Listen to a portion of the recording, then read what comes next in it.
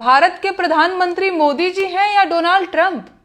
भारत के फैसले Donald Trump कैसे ले सकते हैं? मोदी जी के रहते डोनाल्ड ट्रंप कैसे तय कर सकते हैं कि भारत कहां से तेल खरीदेगा? पहले दबाव बनाकर भारत का ईरान से तेल व्यापार बंद कराया और अब रूस से तेल खरीदने पर पाबंदी लगाई जा रही है। और इससे बुरी बात यह है कि भारत सरकार अमेरिका की हर मांग चुपचाप मान ले रही है। लेकिन इससे भी ज्यादा बुरी बात यह है कि ईरान और रूस दोनों भारत के अच्छे मित्र और कठिन समय के साथी रहे हैं। इनसे व्यापार बंद होने का मतलब समझ रहे हैं आप? भारत का और कमजोर हो जाना। ये यूएसएसआर यानी आज का रूस ही था जिसने पाकिस्तान से युद्ध के समय खुलकर भारत का साथ दिया था।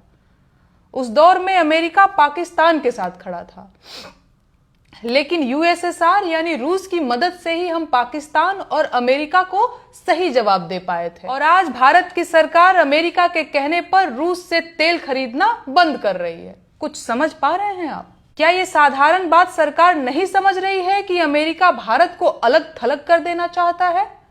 फिर भी भारत की सरकार अमेरिका की हर मांग क्यों मान ले रही है? आखिर क्या मजबूरी है? ये वही अमेरिका है जिसने हिंदुस्तानियों को जंजीरों में बांधकर बेइज्जत किया और वापस भेजा। इसी अमेरिका ने हम पर भारी भरकम टैरिफ लगाए और आज जब पूरी भाजपा ट्रेड डील को मोदी जी का मास्टर स्ट्रोक बता रही है, सच्चाई ये है कि 2014 में लगने वाला 2.5% टैरिफ आज टैरिफ में कटौती के बाद भी 18% हो गया है। ये अमेरिकी टैरिफ है या भारत की महंगाई?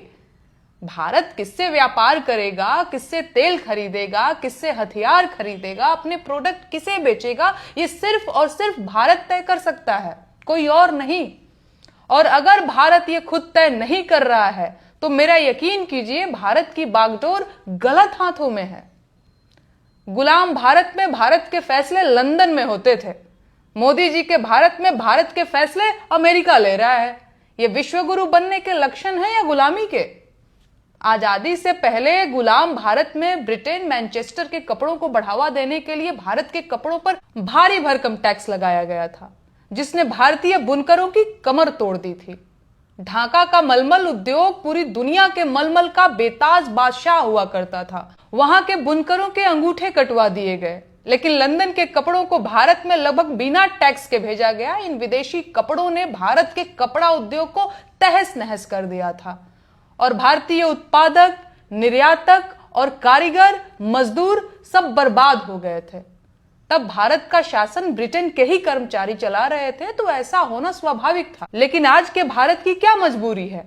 भारतीयों के खिलाफ रची गई